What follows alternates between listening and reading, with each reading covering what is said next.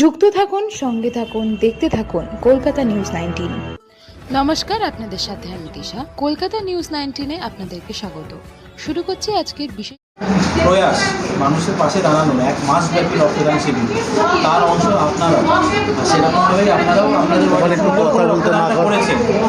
আপনি কী বলবেন, এই প্রয়াসকে কী বলবেন?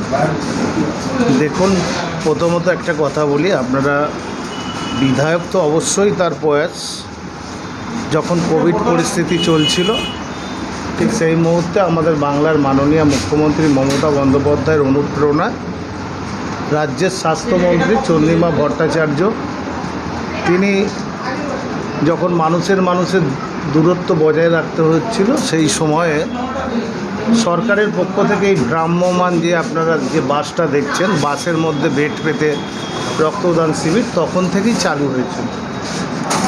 আমাদের প্রিয় বিধায়ক অদিতি মুন্সি তিনি 2021-এ নির্বাচিত হওয়ার সাথে সাথেই আজ প্রায় 3 বছর প্লাস 4 বছর হয়ে গেল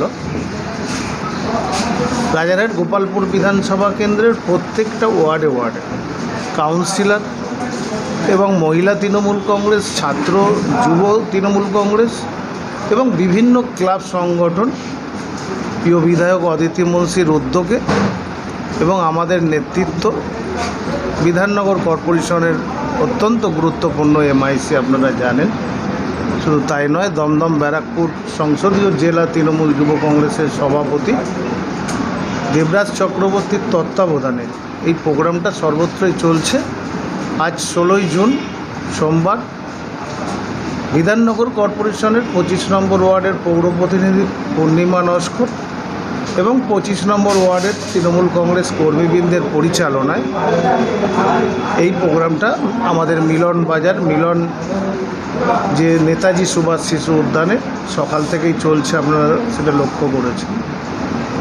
ইতিমধ্যে প্রায় 65 রক্তদাতা তারা নিঃস্বার্থভাবে এই অদিতি মুন্সি এবং দেবরাজ চক্রবর্তী পূর্ণিমা নস্করদের এই প্রোগ্রামে অংশগ্রহণ করেছে, এটা আপনারা দেখতে পেলেন।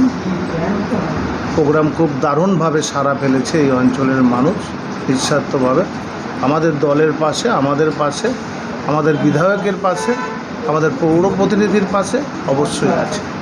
উন্নয়নের নিরিখ আর যত রকম জনমুখী প্রকল্প আছে, এই সবগুলোকে সামনে রেখে করে 2026-এর যে ইলেকশন, কী মনে হয়?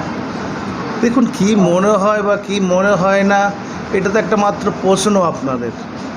2021 সালে এর থেকেও অনেক বড় বড় প্রশ্ন দিল্লির সম্রাটরা করে গিয়েছিলেন। বাংলার মানুষ প্রত্যেকটা প্রশ্নকে উপেক্ষা করে, প্রত্যাখ্যান করে মাননীয় মুখ্যমন্ত্রী মমতা বন্দ্যোপাধ্যায়ের যে উন্নয়ন আপনি বললেন, একের পর এক যে জনমুখী প্রকল্প, যেভাবে দুয়ারে সরকারের মাধ্যমে মানুষের দুয়ারে দুয়ারে আমরা আমাদের জনপ্রতিনিধিরা, আমাদের কর্মীরা পৌঁছে দিয়েছেন, অর্থাৎ 2026 সালে আর কোনো নতুন করে প্রশ্ন থাকবে না। 2021-এও যারা বলেছিলেন তারা নিশ্চিহ্ন হয়ে গেছেন।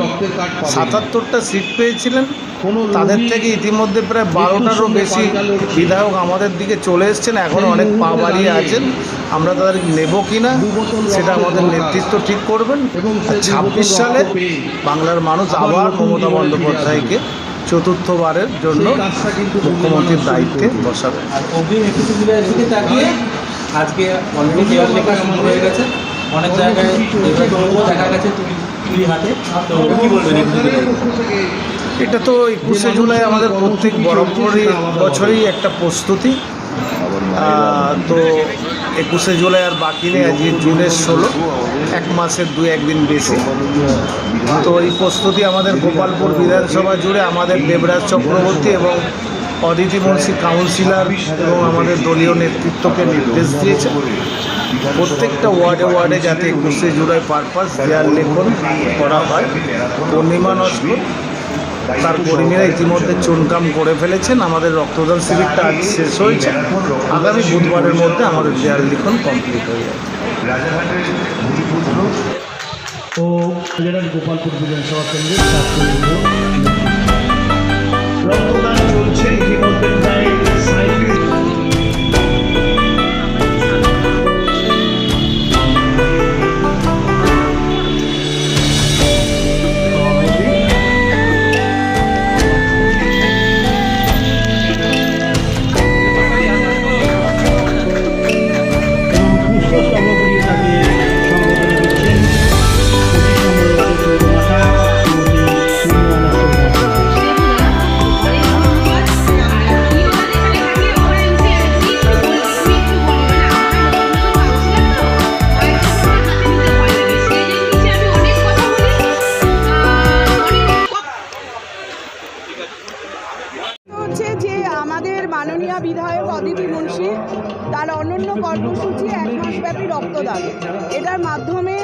যাতে সারা বছর এই বিধানসভায় কোনো মানুষ রক্তের কার্ডের জন্য বঞ্চিত না হয়, তার জন্যই এই অনন্য উদ্যোগ।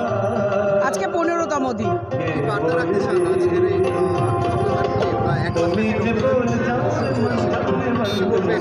হ্যাঁ, বার্তা এটাই আমরা বলবো যে আমাদের চ্যানেলটিকে সাবস্ক্রাইব করুন ও প্রচুর পরিমাণে লাইক ও শেয়ার করুন।